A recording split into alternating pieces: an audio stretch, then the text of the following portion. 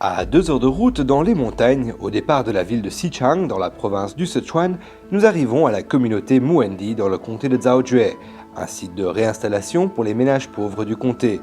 Pour aider les plus démunis à quitter leur foyer délabré dans la montagne, le gouvernement a construit des logements flambant neufs pour subvenir aux besoins de ces personnes en situation précaire. La famille de Ji Kemurashe en fait partie. La maison dans laquelle nous vivions était faite d'argile. Pour manger, nous cuisinions au feu. Il fallait parcourir un très long chemin et traverser une rivière pour se ravitailler en bois. Maintenant que nous sommes installés dans la communauté Muendi, notre situation est bien plus confortable.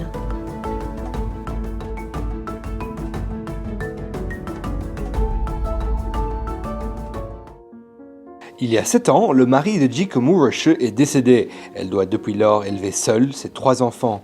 Auparavant, Ji Kemurashe et son mari vivaient principalement de l'agriculture, une vie de dur labeur. Des années de travail agricole l'ont épuisée physiquement et ont fragilisé sa santé. Lorsque mon mari est décédé, j'étais désespérée. Mais en voyant mes 3 enfants, je me suis dit qu'il fallait à tout prix que je leur remonte le moral. Après son arrivée dans la nouvelle communauté, Ji Kemurashe a rejoint une formation gratuite en broderie. Afin d'aider les femmes défavorisées, la Fédération locale des femmes organise souvent des activités de formation gratuites, et ce pour les habiliter et leur permettre d'acquérir de nouvelles compétences professionnelles. Notre formation s'appelle la formation de la broderie.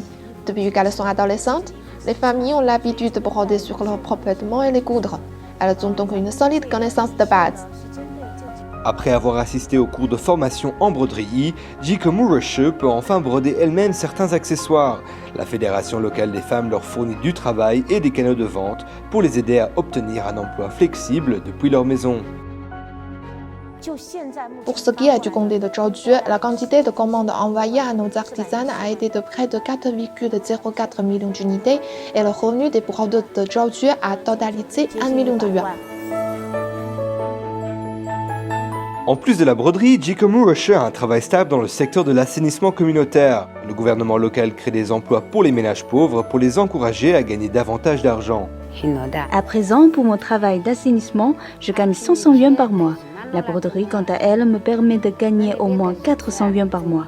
Le gouvernement fournit des allocations de subsistance et notre famille reçoit 600 yuans par mois.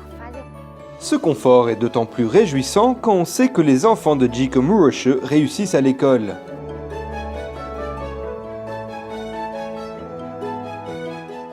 L'environnement scolaire précédent n'était pas très bon. Les classes étaient des bungalows en argile. Aujourd'hui, notre école a changé du tout au tout. Je suis maintenant la première de la classe. Le cours qui m'intéresse le plus est l'anglais. En classe, le professeur joue souvent à des jeux, ce qui m'amuse beaucoup. À l'avenir, je peux compter sur le professeur d'anglais pour revenir enseigner ici.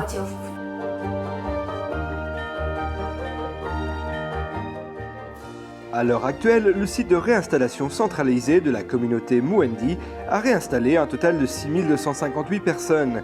Grâce à la politique ciblée de la lutte contre la pauvreté, une série de mesures mises en œuvre a fait que d'innombrables familles pauvres sont sorties des montagnes, de la pauvreté et de l'isolement.